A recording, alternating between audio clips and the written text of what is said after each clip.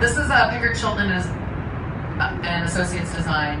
The thing with them that's going to be cool is they're going to incorporate an acre-and-a-half park around that building on top of the train tracks there, so that'll be nice for the people that work there. They can come outside when it's nice out and have an al fresco lunch, I guess.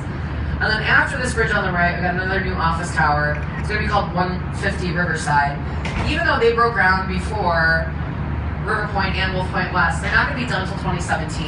Simply because this is just a very, highly specialized engineering building. There's a lot of stuff going on here.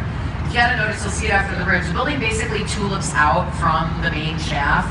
The proper term is cantilevers if you want to be way toy about it. Just figure out what a tulip looks like. So they got a lot of extra things to do to, buttress and shore up basically all the weight that's above it. So yeah, it's pretty cool. So even though they're not going to be done until next year, already at least 3/4 of the building, if not more, are already leased out. So the little guy was making fun of the other guy moving at us. He's like, yeah, fine, I'll leave it too. There's a boat going past. That was funny. But anyway, the things you see on the river every day, and so there's always something going on. So the next point I need to make is that all the buildings I would like to show you on the right-hand side of the South Bridge after this, they all have one thing in common, and that is that they're all constructed in a manner known as air rights construction. What air rights construction is all about is, you'll have to believe me now, I can't see them anymore, there's a ton of train tracks on the other side of that new building. The train tracks all end up disappearing underneath the upcoming buildings. People like Metro and Amtrak that own the trains also own the land that the tracks are on. Now they can't resell the land for construction development because that would negate them owning it in the first place. Whoever bought the land, if they wanted to, could tear up all the train tracks, block them with the building, whatever they wanted to do. Make some money, train people got smart. They started selling the airspace above the train tracks.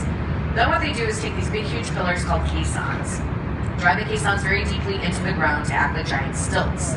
Build a platform above the stilts, buildings go up normally from there, allowing the trains to continue on the tracks to and from the train stations underneath all these buildings. Air rights construction is fairly simple. The exception to that simplicity would be the Boeing building that we're passing on the right. Boeing was built in 1990 by Perkins and Will. They sit partially above switching tracks. Switching tracks is when there's a whole bunch of railroad tracks, but they're all right next to each other. So there's no space in between them to put any caissons into the ground to support the southwest corner of this building from underneath. They had to go from up above. They put trusses on the outside lower portion of the Boeing building. The trusses hold up that southwest corner and redistribute that weight to the other 3 corners of the building. If you look behind us, you can see they left the trusses exposed. Ralph Johnson is the lead architect. He chose to leave the trusses uncovered to remind all the fabulous steelwork of the bridges along the river. It's a pretty nifty feat of engineering up there at Boeing. And that will bring us here on the right to 2 North Riverside Plaza, built in 1929 by Halliburton Group. First building in Chicago to use air rights construction, and originally this building was home to the Chicago Daily News, the newspaper. So all the pictures that you see etched in, they all depict scenes from the history of printing. So you got Gutenberg, the printing press, stuff like that. Now that we're over here, you'll be able to see underneath these next buildings, see some trains, see some caissons, and hopefully that'll give you a better sense of how air rights construction all works. As you can tell, 1 engine coming in, that's how loud it is.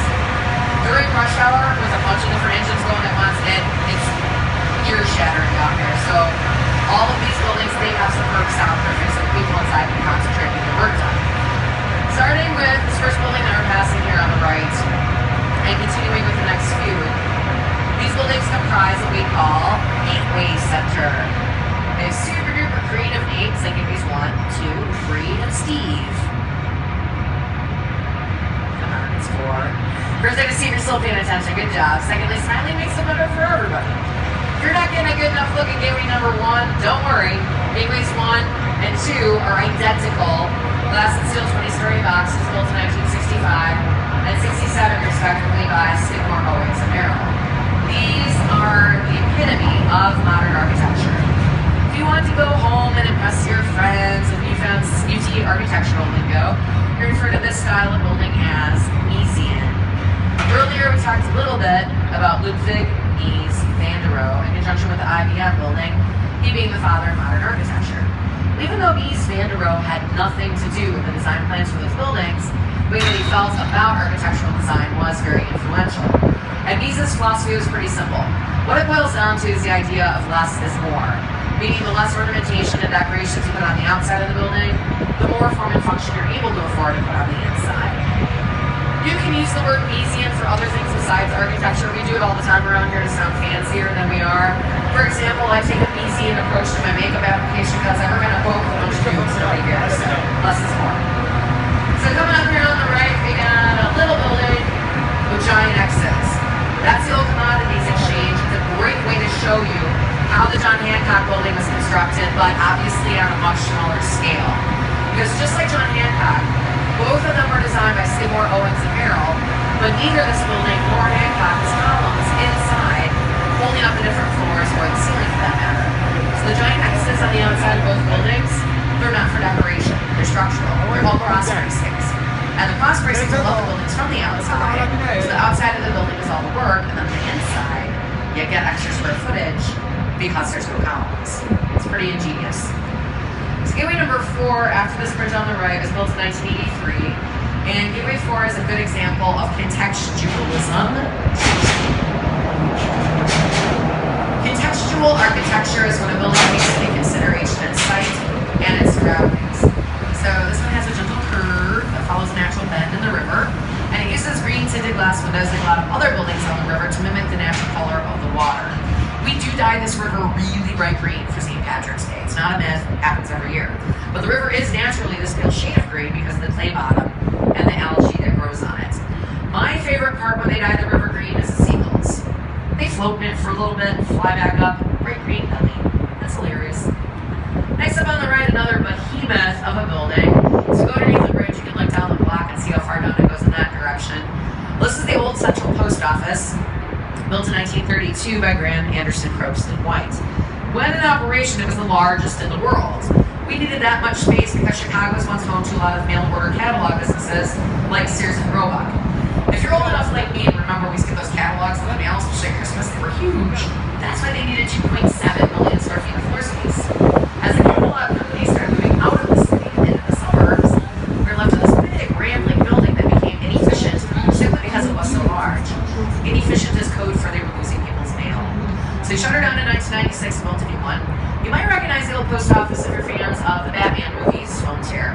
For example, The Dark Knight, they use the old post office as the bank that they robbed at the beginning. And if you've seen the third Transformers, they filmed a lot here in 2010. Me and Shia LaBeouf had a fling. They use the post office as the Department of Health and Human Services. So now the post office looks a little bit run down. It's a post office, which means it belonged to the federal government. That's a lot of red tape, and there's been a lot of talk over the years what's going to happen to that beautiful historic building. In 2005, I got excited. The big rumor was they were going to turn it into a casino. Oh, I was jazzed. Well, they shut that down. I cried.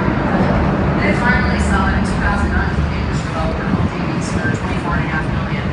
Yeah, so this guy, he saunters in here and promises us this magical mixed-use building. Everything sounded like a great idea.